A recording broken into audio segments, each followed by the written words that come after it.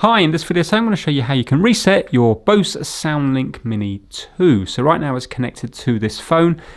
By the time we reset it, it shouldn't be connected to anything. So if I turn it on now, you will hear that it's connected to here. Battery 100%.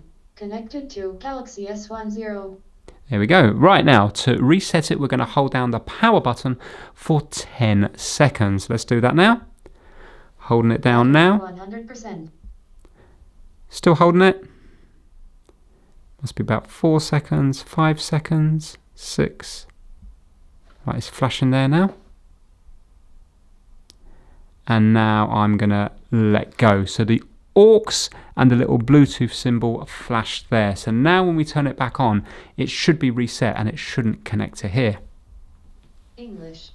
To select English, press and hold the multifunction button. There you go. So you can see now it's been reset back to factory settings. English, press and hold the multifunction button. And it's no longer connected to here. So it might be useful if you're having faults and you want to reset it. Multifunction button. Ready to pair. There you go. You see now it's ready to pair again. Nice and straightforward. Thanks for watching.